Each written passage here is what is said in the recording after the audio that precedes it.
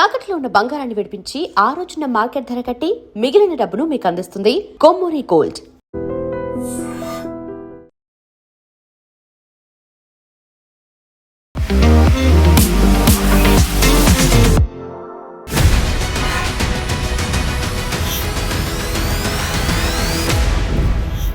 నమస్తే, welcome to I dream inside politics with కవిత.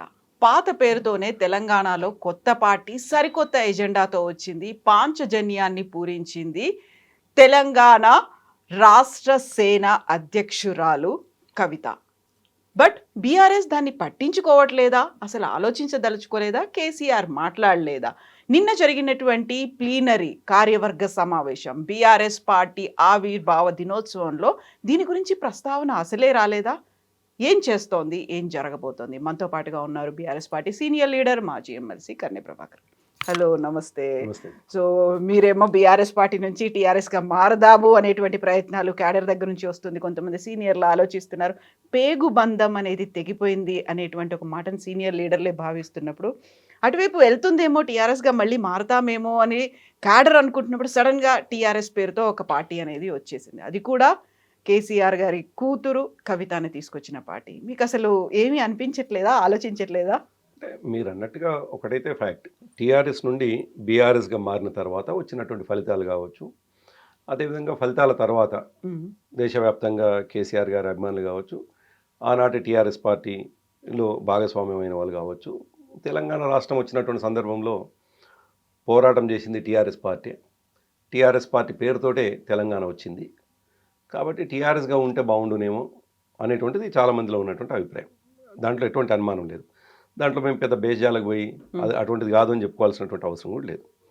ఏదైనా ఒక వ్యవహారం చేస్తున్నటువంటి సందర్భంలో సమాజంలో మన వెల్విషర్స్ చాలామంది ఉంటారు, అనేక మంది మీలాంటి వాళ్ళు ఉంటారు, అనేక మంది వాళ్ళు నువ్వు ఫలానా పద్ధతిలో పోయినట్టు బాగుండేనేమో, అది సరైనది కాదేమో అని కొన్ని సందర్భాలు సూచనలు కూడా చేస్తుంటారు. అట్లా బీఆర్ఎస్ అనేటువంటి ఆవిర్భావం తర్వాత వచ్చినటువంటి ఫలితాలు కావచ్చు, మా పార్టీ పరిస్థితిని, మా శ్రేయోభిలాషులు కావచ్చు, మా అభిమానులు కావచ్చు, మా పార్టీ గ్రామీణ స్థాయి కార్యకర్త కూడా మీరు అన్నట్టుగా టీఆర్ఎస్ పేరుతోటే కొనసాగితే బాగుండనేమో అనేటువంటి అభిప్రాయం ఉన్నది వాస్తవం. దాంట్లో ఏం అనుమానం లేదు. కానీ వ్యక్తిగతంగా నేను కూడా నాకున్నటువంటి అనుబంధంతో, నాకున్నటువంటి వ్యక్తిగత దాంతో కేటీఆర్ గారితో, హరీష్ రావు గారితో కూడా చాలా సందర్భాల్లో ప్రస్తావించడం కూడా జరిగింది. వాళ్ళు అన్నటువంటి, వాళ్ళు కూడా ఏం దాన్ని డినే చేసినటువంటి సందర్భం కాదు. వాళ్ళు కూడా అన్నటువంటిది టెక్నికల్గా ఎలక్షన్ కమిషన్లో ఎట్లుంటుందో చూడాలి. ఎందుకంటే ఒకసారి అది అయినాక ఫ్రీజ్ అయిపోతుందో లేకపోతే టెక్నికల్గా అవకాశం ఉంటుందో లేదో దాన్ని మనం చెక్ చేయాల్సుకోవాల్సిన అవసరం ఉంటుంది. కానీ అది 6 years వరకు మళ్ళీ కేటాయించరేమో అనేటువంటి భావంతో ఒకటి రెండు సందర్భాలు మేము కూడా షేర్ చేసుకున్నాం వాస్తవానికి. సో ఓవరాల్గా మీరు అన్నట్టుగా ఎంటైర్ తెలంగాణని, అంటే తెలంగాణ రాష్ట్ర సమితిని గతంలో అభిమానించినటువంటి వాళ్ళు, కేసీఆర్ గారిని ఇష్టపడ్డటువంటి వాళ్ళు తిరిగి టీఆర్ఎస్గా ఉంటే బాగుండు అనేటువంటి అభిప్రాయం అయితే ఉన్నది వాస్తవం. సరే, మీరు అన్నట్టుగా కవిత తెర మీదకి సడన్గా ఈ పేరు తీసుకురావడంతో మీరు దాన్ని పట్టించుకోవడం లేదా అని మీరు ఏదో అంటున్నారు. అంటే కేసీఆర్ గారి స్వభావాన్ని చూసినటువంటి వాళ్ళు పెద్దగా ఏమీ ఆశ్చర్యపోరు. కేసీఆర్ గారితో ట్రావెల్ చేసినటువంటి వాళ్ళు, నేనైతే 26 సంవత్సరాలుగా ట్రావెల్ చేస్తూ ఉన్నా వారితో. టీఆర్ఎస్ పార్టీ ఆవిర్భావం నుండి మొదలుకొని ఈ రోజు వరకు ఆయనతోటే ఒక్క నిమిషం కూడా ఎక్కడికి పోకుండా, వేరే ఆలోచనలు ఏమి చేయకుండా, ఆయన ఐడియాలజీ, తను పెట్టినటువంటి పార్టీని ఎంత ముందుకు తీసుకుపోవాలనేటువంటి ఒక సైనికుడు, ఒక కార్యకర్తలాగానే పనిచేసుకుంటూ వచ్చినా కాబట్టి ఆయన పూర్తిగా స్టడీ చేసి చెప్తున్నాను నేను. సరే, అప్పుడప్పుడు ఆయనతో కొంతమంది కలిసి వెళ్ళిపోయిన వాళ్ళు కావచ్చు, కొంతకాలం ప్రయాణం చేసినటువంటి వాళ్ళకు కూడా తెలుసు కేసీఆర్ గారు ఒక లక్ష్యం ముందు పెట్టుకున్నారు. ఈ దేశంలో అనేక సందర్భాలు, అనేక పరిణామ క్రమాల్లో పార్టీలు కావచ్చు, అనేక కొత్త తరహా ఉద్యమాలు ఇవన్నీ కూడా ఉన్నాయి. కొత్తగా కవిత గారి పార్టీ ఏం పెట్టలేదు. మొట్టమొదటిసారి ఈ దేశంలో పార్టీ ఏం పెట్టలేదు ఆమె. స్వాతంత్రం వచ్చిన తర్వాత చాలామంది పార్టీలు పెట్టినారు. తెలంగాణలో కూడా చాలా పార్టీలు ఉన్నాయి. మొన్న తను పార్టీ పెట్టినటువంటి సందర్భంలో కొంతమంది వ్యతిరేకంగా మాట్లాడిన వాళ్ళు, అనుకూలంగా మాట్లాడిన వాళ్ళు కొన్ని లిస్టులు కూడా ఇచ్చినారు. తెలంగాణ పేరు మీద ఏర్పాటైనటువంటి సంస్థలు ఎన్ని ఉన్నాయనేటువంటిది, పార్టీలు ఎన్ని ఉన్నాయని. సో అటువంటి పార్టీలు ఎన్ని వచ్చినాయి, ఎన్ని పోయినాయి అనేటువంటిది మన కళ్ళ ముందు అవుపడ్డటువంటిది. ఏది నిలబడ్డది చివరికి అనేటువంటిది మేమైతే 2001లో పార్టీ పెట్టిన నాటి నుంచి వెళ్ళి గమనిస్తున్నది. పార్టీ పెట్టిన తర్వాత నరేంద్ర గారు కావచ్చు, విజయశాంతి గారు కావచ్చు, అదేవిధంగా నాగం జనార్దన్ రెడ్డి గారు కావచ్చు, దేవేందర్ గౌడ్ గారు కావచ్చు, చాలామంది పార్టీ పెట్టి వాళ్ళకు అర్థమైనటువంటి విషయం కేసీఆర్ గారితోటే తెలంగాణ వస్తుంది. ఒకరిద్దరు అనుకోకపోయినా వాళ్ళు మౌనంగా ఉండిపోయి తన సంస్థని ముందుకు తీసుకుపోకుండా కేసీఆర్ గారికి సపోర్ట్ చేసినటువంటి వాళ్ళు, కొందరేమో కేసీఆర్ గారితో పూర్తిగా మెర్జ్ అయినటువంటి వాళ్ళు కూడా ఉన్నారు. సో కేసీఆర్ గారి శక్తిని చూసినటువంటి వాళ్ళు, కేసీఆర్ గారిని స్టడీ చేసినటువంటి వాళ్ళు కవిత పెట్టినటువంటి పార్టీని ఏ రకంగా విశ్లేషించుకోవాలో ఆ రకంగా విశ్లేషించుకుంటారు. కాబట్టి మేమే ఇట్లా ఆలోచిస్తున్నప్పుడు కేసీఆర్ గారు అసలు ఆయన ఇటువంటి విషయాన్ని పెద్ద పట్టించుకుంటారు. బట్ మీరు ఇప్పుడు చెప్పిన ఈ లిస్ట్ కావచ్చు, ఆ లీడర్లకి కవితకి డిఫరెన్స్ అనేది ఉంది. కవిత కేసీఆర్ కూతురు, అలాగే తను పెట్టుకున్నటువంటి పేరు కూడా గతంలో టీఆర్ఎస్ అదే పేరును పెట్టుకుంది. మిగతా వాళ్ళు ఇంకేదైనా పేర్లు పెట్టుకొనియండి. టీఆర్ఎస్ తీసుకొచ్చినటువంటి ఒక వేవ్, ఒక ఉద్యమం, ఒక సునామీ లేకుంటే ఒక రాష్ట్రం, ఇవన్నీ తీసుకొచ్చిన తర్వాత దాన్ని మీరు కట్ చేసుకొని దేశవ్యాప్తంగా ఇక్కడ ఎంపీకి కట్టలు కట్టినని మీరు అక్కడ దాకా పోయినరు అనే మాట మళ్ళీ తను రిపీట్ చేసిన తర్వాత అది మీకు ఎఫెక్ట్ పడుతుంది. అదొక మాస్టర్ స్ట్రోక్గా అనాలిసిస్లు వినిపిస్తుంది. ఇప్పుడు కేసీఆర్కి అది డాటర్ స్ట్రోక్ అయిందా, ఎండాకాలంలో తగిలినటువంటి పెద్ద దెబ్బలాగా ఉందా? మీరు అనే పదే అంటే మీరే కాదు, మీరు అన్నట్టుగా బయట నుండి విమర్శిస్తున్నటువంటి వాళ్ళు మాట్లాడుతున్నటువంటిది టీఆర్ఎస్ అనే పదం అది మాత్రం మాస్టర్ స్ట్రోక్గా చూస్తూ ఉంటారు. కానీ మనం దాన్ని కొద్దిగా డీటెయిల్గా పోతే అసలు టీఆర్ఎస్ అనేటువంటి సంస్థ పెట్టాలని ఆమెలో ఒక తప్పుడు ఆలోచన రావడం. ఎందుకు తప్పుడు నేను అదే అంటున్నాను, తప్పుడు అనే పదం స్పెసిఫిక్గా వాడుతున్నాను నేను. ఏ మనిషికైనా తమకు ఒక పొలిటికల్ అంబిషన్ ఉంటే, ముఖ్యంగా కవిత గారు కూడా గతంలో మీ స్టూడియోలోనే 1-2 సార్లు మీతో కూడా చెప్పినా నేను, ఆమెకు ముఖ్యమంత్రి కావాలని కోరుకుంటే తప్పెందుకు అవుతుంది, తప్పేం కాదు. ప్రధానమంత్రి కావాలని కోరుకుంటే కూడా తప్పేం కాదు.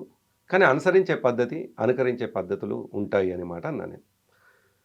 ఆమె బేసిక్గా తీసుకున్న నిర్ణయంలోనే తప్పు చేసింది. ఆమె పప్పులో కాలేసింది. ఆమె ఎక్కడ పప్పులో కాలేసిందంటే మమ్మల్ని నిలువరించడానికి. మీరు ఇంతకుముందు ఫస్ట్ మీ ప్రశ్నలో టీఆర్ఎస్ అనేటువంటి పేరు పెట్టగానే మీరు మైండ్ బ్లోయింగ్ అయిందా, ఇటువంటిది అయిందా అనేది ఆ టైప్లో మీరు అన్నారు. మాస్టర్ స్ట్రోక్ అయిందా అనేది అన్నారు. కేవలం అట్లా మమ్మల్ని డిస్టర్బ్ చేయడానికి పెట్టినటువంటి పార్టీగా ఆమె నిలిచిపోతుంది. కానీ తన లక్ష్యం వైపు ఈ పార్టీని ముందుకు తీసుకుపోయేటువంటి వ్యక్తిగా కనిపించట్లేదు ఇవాళ సమాజంలో ఎట్లా కనిపించాలి? ఇవాళ వచ్చినటువంటి పార్టీలని, సక్సెస్ఫుల్గా ఉన్నటువంటి పార్టీలను ఒకసారి మీరు గమనిస్తే దేశంలో చాలా పార్టీలు వచ్చినాయి. మనము ప్రత్యేకంగా అస్తిత్వాల కోసం వచ్చినటువంటి పార్టీలు ఉన్నాయి. మనం చూస్తే ఒకసారి అస్సాం గణ పరిషత్ని చూద్దాం. అస్సాం గణ పరిషత్ అస్సాం ప్రాంతీయుల కోసం, అక్కడ ప్రజల కోసం పుట్టినటువంటిది. చాలా షార్ట్ టైంలో ప్రజల్లో ఒక విప్లవం వచ్చింది. యువత అంతా కూడా, యూనివర్సిటీ విద్యార్థులు అందరూ కూడా నాయకులుగా మారిపోయినారు. అక్కడ ఒక వ్యాక్యూమ్ కనిపించింది. ఆ వ్యాక్యూమ్లో విద్యార్థులు ఎమర్జ్ అయ్యి ప్రఫుల్ల కుమార్ మహంత గారు ఏకంగా ఆయన రాష్ట్ర ముఖ్యమంత్రి అయినారు. జార్ఖండ్ ముక్తి మోర్చా శిబు సోరెన్. అదే అంటే ఆయన మొదటిసారి ముఖ్యమంత్రి కాలేదు. శిబు సోరెన్ గారేమో ముఖ్యమంత్రి కాలేదు. ఆయన ఓవర్ చాలా పీరియడ్ పట్టింది. అంటే స్పీడ్గా అయినటువంటి వాళ్ళ విషయం కూడా చెప్తాను నేను. సో ఒక అస్సాంలో ఒక అస్తిత్వం, ప్రజల యొక్క డిమాండు, అస్సామీయుల కోరికలు అనుగుణంగా ఆ పార్టీ నిర్మాణం జరిగింది. ఇప్పుడు మీకు శివసేన ఉంది. శివసేనలో కూడా మహారాష్ట్రీయుల ప్రాంతీయ తత్వము, ఇక్కడోళ్ళు, ఇక్కడి అస్తిత్వము, ఇక్కడ వాళ్లకు బతుకుదేరు లేదు, బయటి దక్షిణాది రాష్ట్రాలకు సంబంధించినటువంటి వాళ్ళు వచ్చి మా పొట్ట కొడుతున్నారు అని ఒకటి అది తీసుకొని ఆ పార్టీ ఎమర్జ్ అయింది. 2-3 సార్లు అధికారంలో కూడా వచ్చింది. అక్కడ ఎత్తుకున్నటువంటిది. మీకు ద్రవిడ పార్టీలను చూస్తే అన్నాదురై నుంచి మొదలుకొని ఇప్పుడున్నటువంటి పార్టీలు ఎక్కడ కూడా ద్రవిడ అంశాన్ని వదలకుండా వాళ్ళు ముందుకు పోతా ఉన్నారు. సో వాళ్ళు ఎత్తుకున్నటువంటి ఆనాడు సక్సెస్ అయినటువంటి అంశము అక్కడ ప్రజల్లో నాంతున్నటువంటి అంశాన్ని బేసిక్గా తీసుకొని, పేరు ఏదైనా కావచ్చు, పేరు ఇంపార్టెంట్ చూడలేదు, అంశం ఇంపార్టెంట్ చూసిండ్రు. ఇక్కడ ఈమెనేమో వాళ్ళు అనుకోని ఒక 100%కు రీచ్ అయితే తను 0 నుంచి స్టార్ట్ అయ్యి ఒకటి దగ్గర ఆగిపోయింది. ఇంకా ఎందుకు ఒకటి దగ్గర ఆగిపోయిందంటే పార్టీ టీఆర్ఎస్ అని పెట్టుడుతోటే నేను విజయవంతమైంది అనుకుంటుంది తప్ప, టీఆర్ఎస్ పెట్టిన తర్వాత తన లక్ష్యం ఏంది, ఆ లక్ష్యం వైపు నేను పోవాలనుకుంటున్నటువంటి సందర్భంలో నేను ఎంచుకోవాల్సినటువంటి ఎజెండా అయింది, ఆ ఎజెండాలో ప్రజల్ని ఎట్లా నేను ప్రభావితం చేయగలుగుతాను, ప్రభావితం చేస్తున్నటువంటి సందర్భంలో ఇంతకుముందు ఎవరు ఎంచుకొని ఎజెండాని నేను ఎంచుకొని తద్వారా ప్రజలకు దగ్గర అవుదామని అనుకోకుండా, సరే ఎవరు అవునన్నా కాదన్నా విమర్శించే వాళ్ళు నిత్యం కేసీఆర్ గారిని విమర్శించే సంఖ్య ఉన్నా, వాళ్ళు విమర్శించే వాళ్ళ సంఖ్య 5-10% ఎప్పుడు ఉంటుంది. ఈ దేశంలో గాంధీలను చంపినటువంటి దేశం ఇది. అంటే దేశ స్వాతంత్రం కోసం పోరాడినటువంటి గాంధీని చంపినటువంటి గాడ్సేల దేశంలో తెలంగాణ కోసం కొట్లాడిన కేసీఆర్ గారిని విమర్శించారో నేను అనను, 100% ఎవరో విమర్శిస్తారు. అట్లని కేసీఆర్ గారిని అభిమానించే వాళ్ళ సంఖ్య ఇవాళ 90%, 95% ఉంటుంది. తెలంగాణ విమర్శించే వాళ్ళు కూడా అవునన్నా కాదన్న కేసీఆర్, అంతెందుకు ఇవాళ అధికారంలో ఉన్నటువంటి రేవంత్ రెడ్డి కూడా గతంలో ఏదెట్లున్నా కేసీఆర్ కొట్లాడకపోతే తెలంగాణ వచ్చేదా అని చెప్పేసి మాట్లాడినటువంటి వీడియోస్ కూడా మనం చూస్తూ ఉన్నాం. చాలామంది ఆఫ్ ది రికార్డులో మాట్లాడుతున్నటువంటి వాళ్ళు, బయట మాట్లాడితే వాళ్ళ అహం దెబ్బతింటుంది అంటున్నటువంటి వాళ్ళు, కేసీఆర్ కొట్లాడితేనే తెలంగాణ వచ్చింది అని మాట్లాడినటువంటి వాళ్ళని చూస్తాం మనం. సో తెలంగాణ వచ్చిన తర్వాత కూడా చూస్తే 9.5 సంవత్సరాలు మన పర్ క్యాపిటల్ ఇన్కమ్ని బేస్ చేసుకొని ఆనాటి 2014లో ఉన్న స్థితిగతులు 2023 డిసెంబర్ నాటికి స్థితిగతులను ఒకసారి అంచనా వేసినప్పుడు బెటర్గా ఉంటే మీ దేశంలోనే అని మాట్లాడుతున్నటువంటి వాళ్ళు చాలామంది ఉన్నారు. మరి అటువంటి వ్యక్తిని పట్టుకొని తండ్రి అనేటువంటి విషయాన్ని పక్కకు పెట్టేసి తులనాడడంతో పరిణతి లేదు, పరిణతి కోల్పోయారు కేసీఆర్ అనే మాట. నేనేమంటున్నానంటే ఆమె ఏం మాట్లాడింది అనేటువంటి విషయంలో ప్రజల్లో ఒక చర్చ ఉంది. ఆమె గోల్ కేసీఆర్ గారిని దెబ్బగొట్టడమా, ఆమె ముఖ్యమంత్రి కావడమా? ఏ రాజకీయ పార్టీ అయినా తమ రాజకీయ పార్టీ స్థాపించినప్పుడు తమ గోల్ ఏంది అనేది ఆలోచించుకుంటారా, లేదు కేసీఆర్ గారిని దెబ్బగొట్టడమా? ఇక్కడ అందుకే నేను 0 నుంచి 1కి ఆగిపోయింది అనేటువంటి మాట ఎందుకన్నానంటే, ఆమె గోల్ తెలంగాణ రాష్ట్ర ముఖ్యమంత్రి కావాలనుకుంటేనేమో కేసీఆర్ గారు మిగతా రాజకీయ పార్టీలాగా ఒక రాజకీయ పార్టీగా ఆయనని విమర్శించి వదిలిపెడితే సరిపోతుండే కాదు. ఆమె పార్టీ ప్రారంభమే, ఆమె పార్టీ ఆవిర్భావమే కేసీఆర్ గారిని తిట్టడం, కేసీఆర్ గారు గతంలో వాడినటువంటి అంటే గతంలో ఉన్నటువంటి పార్టీ పేరుని సిమిలర్గా ఉన్నటువంటి పేరుని తీసుకొని ఆయనని నష్టం చేయటం, ఇప్పుడు మీలాంటి వాళ్ళు ప్రశ్న అడగడానికి అవకాశం ఇవ్వటం, తనని తులనాటం. కానీ తప్ప తన ఎజెండాలో నేను ముఖ్యమంత్రి కావాలనేటువంటి ఎజెండాని పబ్లిక్ కనెక్ట్ అయ్యేటువంటి ఎజెండా ఏం కనిపించింది మనకి? పాంచజన్యం. ఎస్, నేను అక్కడ కూడా వస్తాను. ఆమె ఇంకా ఇంకా ఇంకా విచిత్రమైన విషయాలని కవిత చాలా మరి కవితకు అంటే కల్వకుంట్ల కవిత గారికి ఆమె సలహా ఇచ్చేవాళ్ళు సరిగా లేరా, లేకపోతే సలహా ఇచ్చే వాళ్ళే కుట్రతో సలహా ఇస్తున్నారా తెలియట్లేదు. ఆమెని నష్టం చేయడానికి కుట్రతో సలహా ఇస్తున్నారు. ఎందుకంటే తమ రాజకీయ భవిష్యత్తు కోసం తమ యొక్క రాజకీయంగా వాళ్ళు భవిష్యత్తులో కూడా తమ సీట్లు తమను కాపాడుకోవడం కోసం ఆమెకి ఇచ్చిన సూచనలు, ఆమెకి ఇచ్చే సలహాలు ఆమెని పరిమితం చేయడానికి ఇస్తుందా నాకు అర్థం కావటం లేదు. ఎందుకు అంటున్నానంటే, అసలు నువ్వు ఎజెండా ఎత్తుకునేటప్పుడు మీరు చెప్పే పాంచజన్యంలో ఏంది కొత్తదనం ఉంది చెప్పండి? అది ఇప్పటిదాకా బీఆర్ఎస్ గవర్నమెంట్ చేయండి, కేసీఆర్ చేయండి, ఇప్పుడు ఉన్నటువంటి రేవంత్ రెడ్డి చెయ్యండి, తను చేస్తానని చెప్పింది కదా. చెప్పుడుగా కాకుండా ఆచరణలో మీకు కనిపించేది ఆ 5 అంశాలు ఏ రాజకీయ పార్టీ అయినా పార్టీ పెట్టగానే ఫస్ట్ కంపల్సరీ ఉంటాయి. మీకు కొత్తదనం ఏమో, ఆనాడు ఎన్టీ రామారావు గారు ఒక పార్టీ పెట్టినారు, తెలుగు ఆత్మగౌరవం అందరు కనెక్ట్ అయిపోయినారు. కేసీఆర్ గారు తెలంగాణ రాష్ట్ర సమితిని పెట్టినారు. 50 సంవత్సరాలుగా పోరాటం ఉన్నటువంటి తెలంగాణని అజెండా ఎత్తుకోవడంతో కేసీఆర్ గారితో ర్యాలీ అయినారు. వైఎస్ జగన్మోహన్ రెడ్డి గారు అక్కడ ఒక వ్యాక్యూమ్ కనిపిస్తే ఆనాడు అవమాన పాలైనను అనేటువంటి ఒక ఎజెండా ఎత్తుకొని ప్రజల ముందుకు పోతే ఆ వ్యాక్యూమ్లో తండ్రికి ఉన్నటువంటి అభిమానంతో ఆయన ముఖ్యమంత్రి వరకు వెళ్ళిపోయినారు. నేను ఇంతకుముందు చెప్పిన శివసేన కావచ్చు, అస్సాం గణపరిషత్ కావచ్చు, అంతెందుకు మమతా బెనర్జీ గారు ఈ నిమిషానికి ఆమె అధికారం ఇంకా మళ్ళీ వస్తుందేమో అనేటువంటి చర్చ జరుగుతున్నటువంటి ఆమె ఏ రోజు కూడా బంగాళీలకు సంబంధించినటువంటి కోర్ ఐడియాలజీని మిస్ చేయలేదు. ఆమె చేయకుండా ఆమె అక్కడ ఏం చేసింది, ఈ నిమిషానికి కూడా హిందీలో మాట్లాడకుండా బంగ్లాలనే మాట్లాడుకుంటూ వాళ్ళని కనెక్ట్ అవుతుంటుంది. అందుకే కొత్త అంశము తెర మీదకి తీసుకొచ్చి కొత్త అంశాన్ని ప్రజలు సృష్టించింది, గతంలో ఏ పార్టీ సృష్టించింది నువ్వు టచ్ చేస్తేనేమో నీ ఎంట ర్యాలీ అవుతానేమో. అట్లా కాకుండా విద్య, వైద్యము, నేను అది తక్కువ చేయట్లేదు. ప్రతి రాజకీయ పార్టీ డెఫినెట్గా ఒక 50 అంశాలను ఎత్తుకుంటే 1-2లో ఇవి ఉంటాయి. బట్ ఇవే కోర్ అంశాలు, ఇవే మెయిన్ అంశాలు, 5 మెయిన్ పాయింట్స్.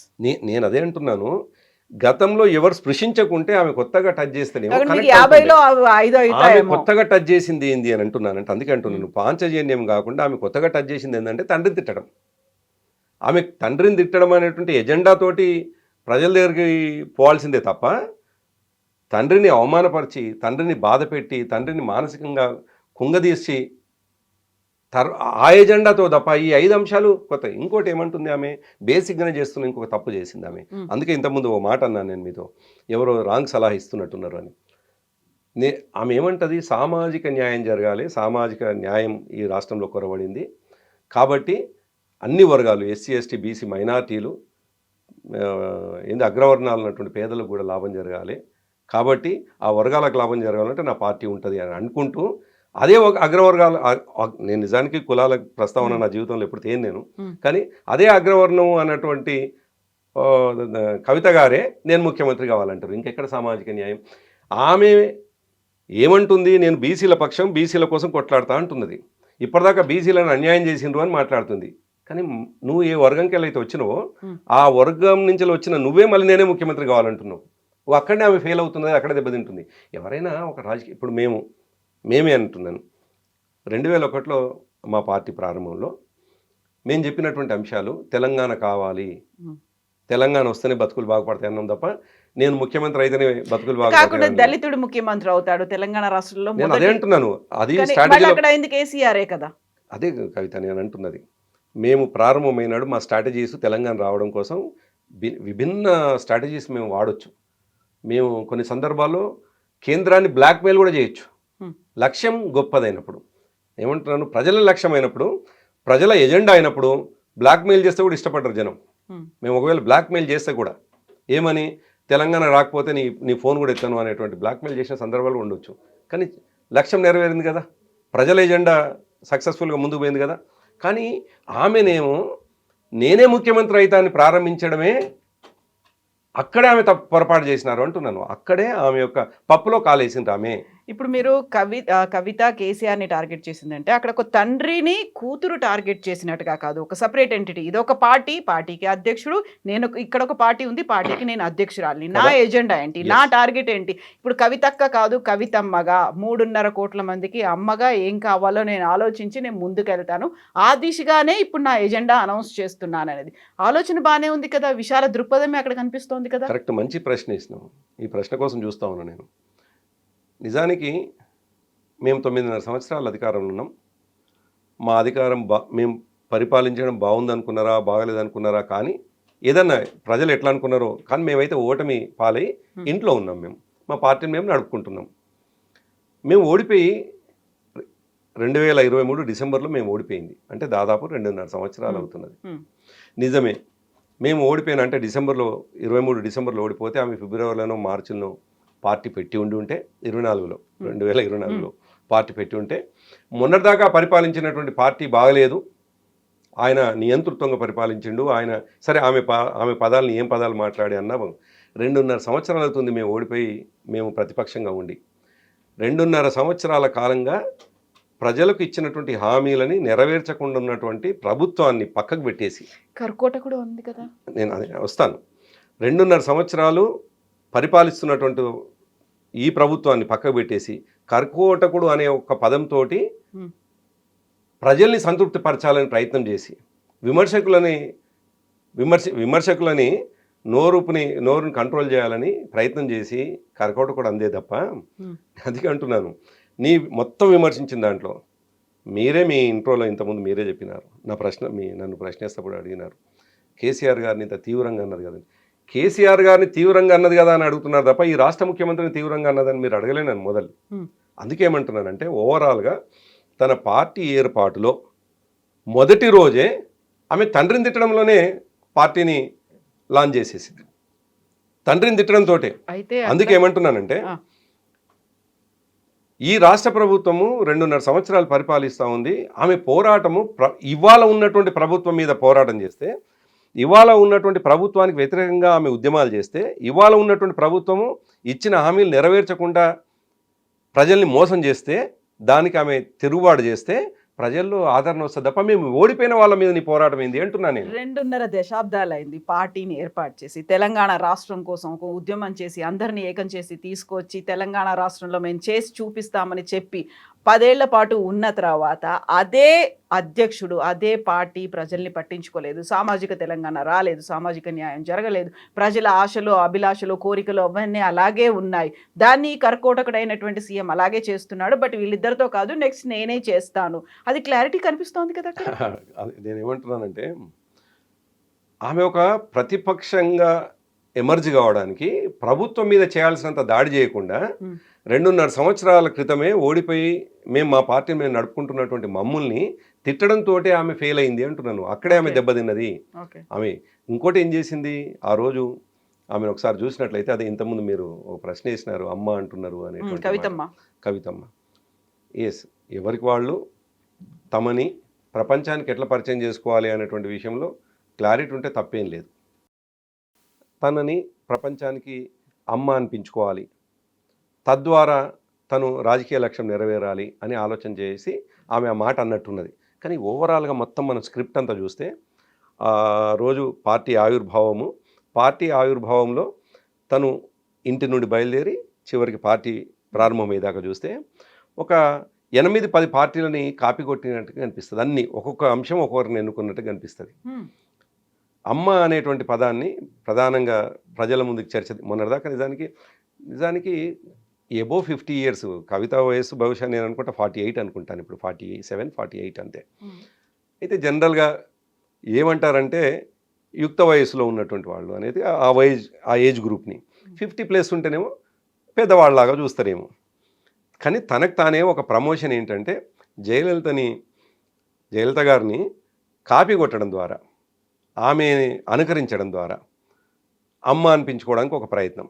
ఒకటి నెంబర్ 1. నెంబర్ 2, రేవంత్ రెడ్డి పాయింట్స్ని కొన్ని తీసుకొని, అంటే రేవంత్ రెడ్డిని అనుకరించడానికి కొన్ని ప్రయత్నం చేసి, నేను పార్టీ పెట్టినా మీరు నా వెంబడి నడవడానికి సిద్ధమా అని రేవంత్ రెడ్డిని కాపీ కొట్టినటువంటిది. తర్వాత కేసీఆర్ గారిని కాపీ కొట్టడం. కేసీఆర్ గారు పార్టీ పెట్టిన ప్రారంభంలో, అంటే నా అబ్జర్వేషన్స్ నేను గమనించింది చెప్తాను. పార్టీ పెట్టిన ప్రారంభంలో మీరు కూడా చూస్తే ఆ విజువల్స్, ఎందుకంటే నిన్ననే మా 25 సంవత్సరాలు ముగించింది కాబట్టి చాలా వీడియోస్ వచ్చినాయి. తను అన్నిటికీ రాజీనామా చేస్తున్న సందర్భంలో తన ఉపన్యాసంకు ఒక మైక్ ఉండి సేమ్ నిజానికి చాలా జలదృశ్యంలో, కానీ 25 సంవత్సరాల క్రితం ఉన్నటువంటి ఆడియో సిస్టము ఈ మైక్ సిస్టానికి ఇప్పటికి చాలా మార్పులు వచ్చినాయి, చాలా అడ్వాన్స్ వచ్చింది. కానీ ఆమె ఎక్కడికి వెళ్ళిపోయిందంటే, తండ్రి పార్టీ పెట్టినాడు అనుసరించిన పద్ధతిని ఆమె అనుకరించింది మళ్ళీ. అంటే 2 మైకులను పెట్టుకొని ఆ మైకుల ద్వారా సేమ్ కేసీఆర్ గారు ఏ విధంగానైతే మాట్లాడే ప్రయత్నం చేసిండో ఆ మాట్లాడేదానికి మళ్ళీ ఒకసారి అనుకరణ కనిపించింది.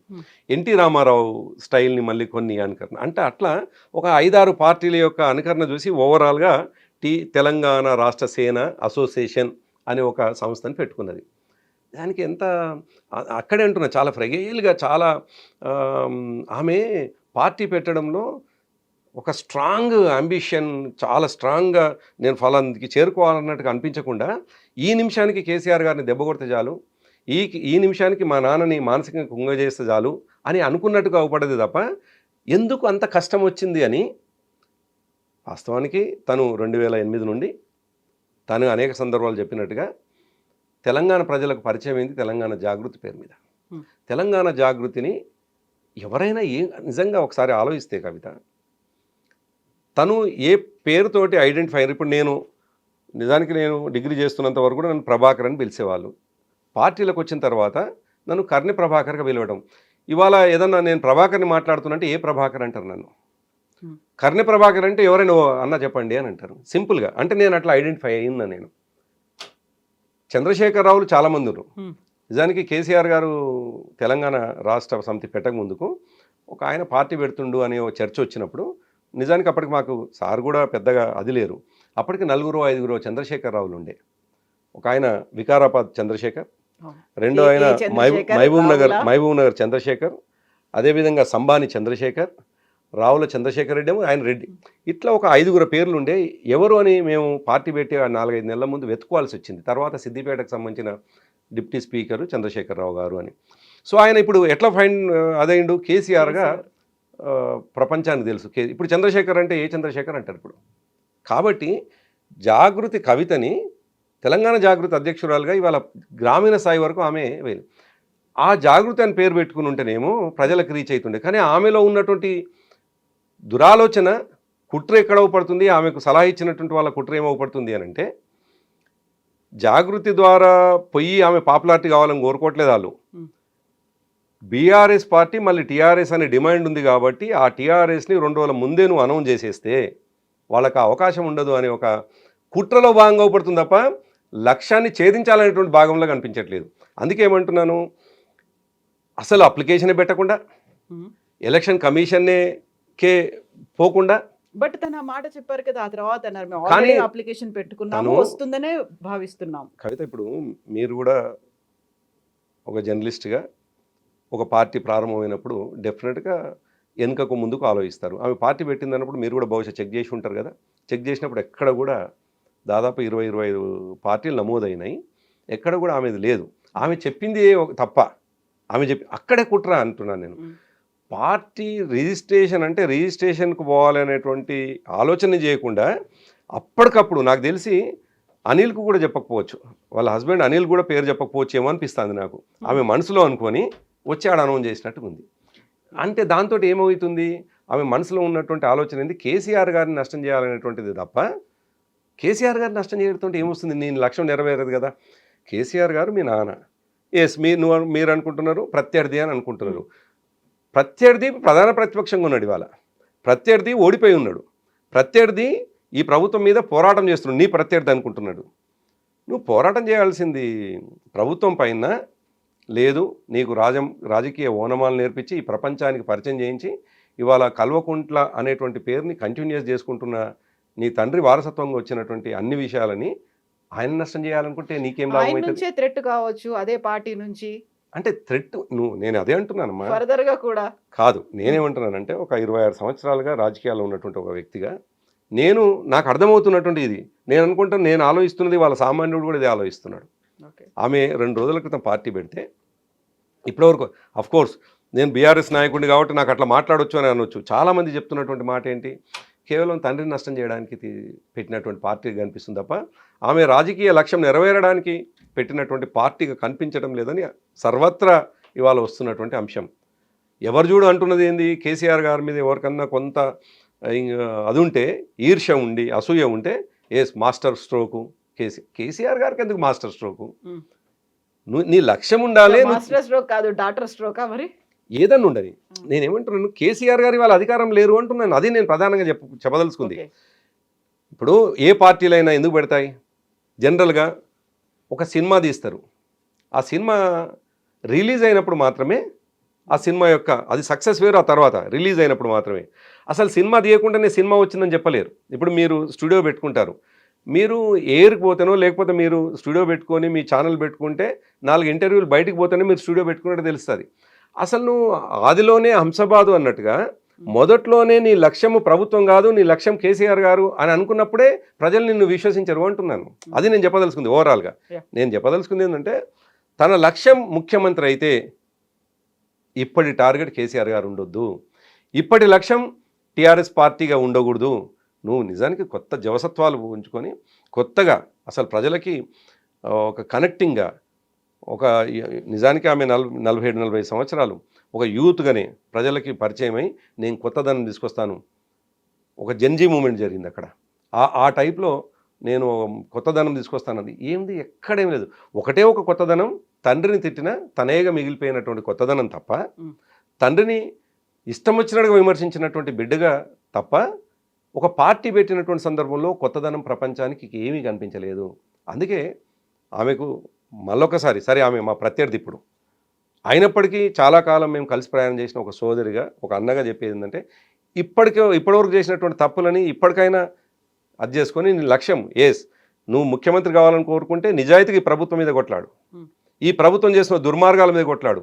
అసలు ఎన్ని దుర్మార్గాలు ఈ ప్రభుత్వం వచ్చి నుంచి 2.5 సంవత్సరాల కాలంలో ప్రతి ఒక్కరి కళ్ళల్లో నీళ్ళు, ప్రతి ఒక్కరి మనసులో ఆవేదన, అటువంటి దాన్ని వదిలిపెట్టి ఇవాళ ఈ ప్రభుత్వంలో లేనటువంటి 14 సంవత్సరాలు కొట్లాడినటువంటి పార్టీ మౌనంగా ఈ ప్రభుత్వం మీద మౌనంగా ఉండి సందర్భం వచ్చినప్పుడు వాళ్ళు పోరాటం చేస్తుంటే ఆ పార్టీ మీద నీ పోరాటం ఏంది?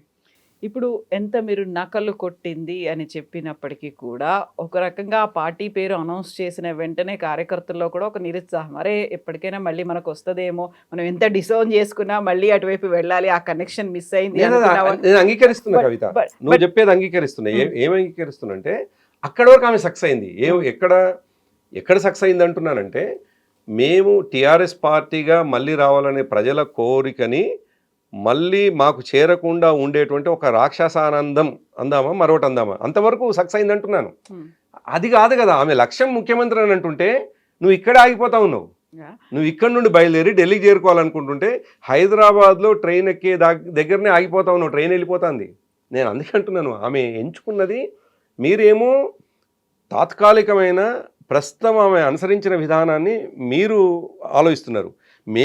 నేనేం ఆలోచిస్తున్నానంటే ఆమె ఏ పార్టీ అయినా ఏదైనా ఎందుకు పెడితే ఒక లక్ష్యం కోసం పెట్టుకుంటాం.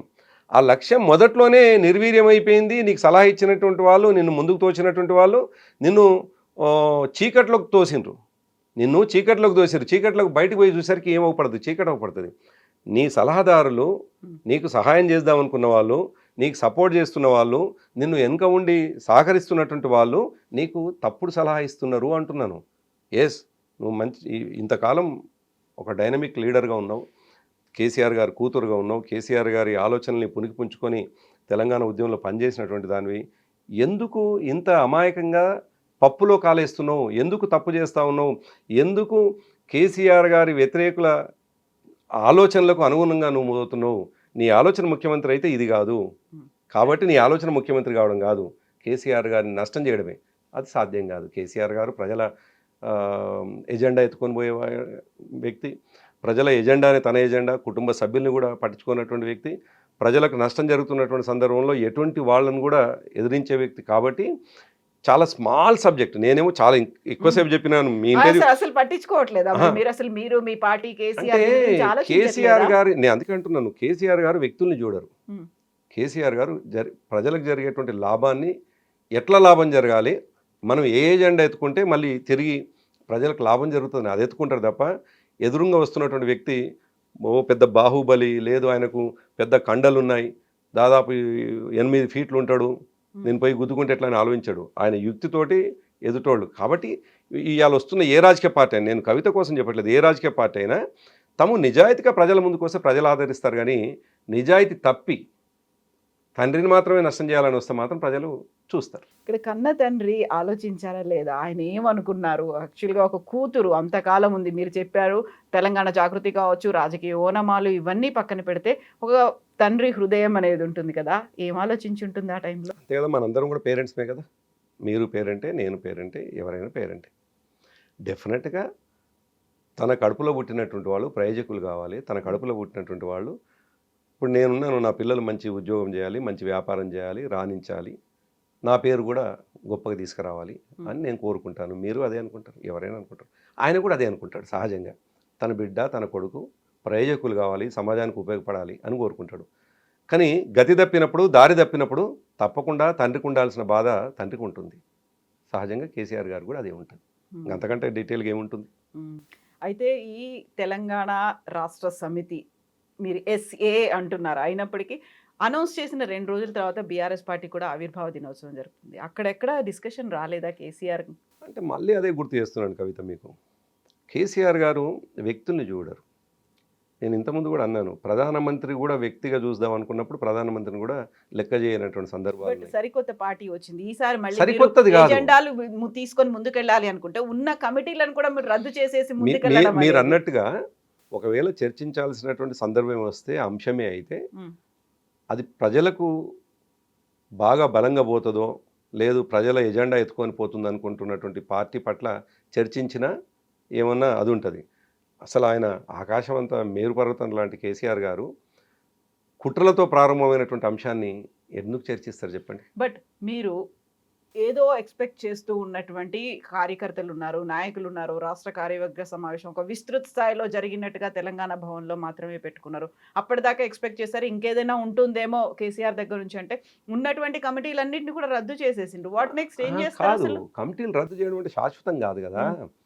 కమిటీలు ప్రతిసారి కంపల్సరీ 2-3 సంవత్సరాలకు ఒకసారి ఏ రాజకీయ పార్టీ అయినా తమ బైలాస్ ప్రకారం కొత్త కమిటీలను వేస్తుంది.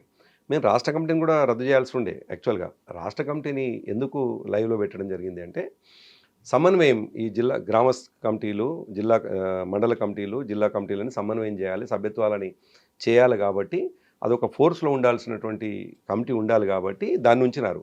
కాబట్టి అన్ని రాజకీయ పార్టీలు చేసేది మేమేం కొత్తగా చేయలేదు కవిత, ఏదో రాంగ్ దాంట్లో ఉన్నారు మీరు. అంటే కంప్లీట్ రద్దు చేయడంతో అసలు మరి నిర్వీర్యమైపోయారు కదా అని మీరు అనుకుంటున్నారు. అంతే కదా. కాదు, కేటీఆర్ గారు మా వర్కింగ్ ప్రెసిడెంట్ గారికి బాధ్యతలు అప్పచెప్పి కంప్లీట్గా గ్రామ స్థాయిలో ఉన్నటువంటి గతంలో మేము 70 లక్షల దాకా సభ్యత్వాలు చేసుకున్నాం, ఆ తర్వాత 60 లక్షల వరకు చేసుకున్నాం. సభ్యత్వాలు జరగాలి అనేటువంటిది ఒకటి. అందుకే అన్నాడు ఆయన స్పెసిఫిక్గా ఆ మాట అన్నది, మాకు చాలా క్వాలిటేటివ్ సభ్యత్వం ఇంపార్టెంటు, వాసి కాదు అనేదో మాట చెప్తుండేది కదా. అట్లా సభ్యత్వాలు మేము చేసుకోవాల్సినటువంటి అవసరం ఉంది. జనరల్గా పార్టీ సిస్టమ్ ఏముంటుందంటే ఫస్ట్ సభ్యత్వాలు, తర్వాత గ్రామ స్థాయి నిర్మాణం, మండల స్థాయి, జిల్లా స్థాయి, ఇవన్నీ నిర్మాణాలు చేసుకోవాల్సిన, ఇంకా పటిష్టం కావడానికి పునాది అన్నమాట ఇది. ఇప్పుడు వేసుకున్నటువంటిది ఇంకా పటిష్టమై ఈ ప్రభుత్వం మీద పోరాటం కావచ్చు, మా పార్టీ ఇంకా శక్తిగా మారడానికి పూర్తిగా మేము శక్తిని క్రోడీకరించి పనిచేయడానికి చేసుకున్న పని నిన్న జరిగింది. రాష్ట్ర కమిటీ సమావేశాలు జనరల్గా ముఖ్యంగా ఈ సంవత్సరానికి ఒకసారి జరిగే వార్షికోత్సవాల్లో కూడా ఇదే పని చేస్తారు, అది మేము చేసినాము. దాంట్లో కొత్తదనం ఏం లేదు. మొత్తం మాట్లాడిన తర్వాత కేసీఆర్ మాట్లాడేది ఏదైనా వినొచ్చేమో అనుకుంటే కేటీఆర్తో మాట్లాడించారు. కేటీఆర్ అంతా మాట్లాడిన తర్వాత క్వశ్చన్స్ అడిగితే మాత్రమే చెప్పింది బోళ్ళని పార్టీలు వస్తాయి, బోళ్ళని పార్టీలు పోతాయి, 25 years ఉన్నది కేవలం మా పార్టీ మాత్రమే అనేటువంటి మాట. జస్ట్ అలాగే చూస్తున్నారా దాన్ని?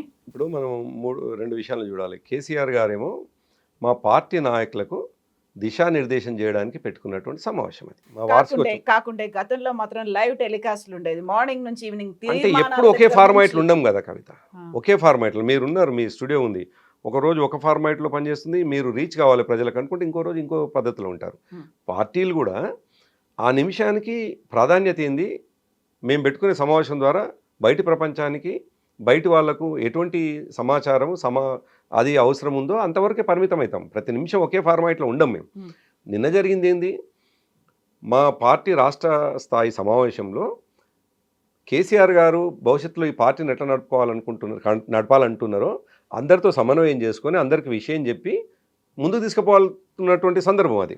కాబట్టి ఆయన మాట్లాడలేదు కదా, గతంలో మాట్లాడండి, ఇప్పుడు మాట్లాడలేదు కదా. మా వర్కింగ్ ప్రెసిడెంట్ గారు కూడా అదే స్థాయిలో ఆయనకు అన్ని పవర్స్ ఉన్నాయి కదా. ఇక కేటీఆర్ గారు ఏదైనా ప్రశ్న వేస్తే దాటవేసి అని మీరు అంటున్నారు.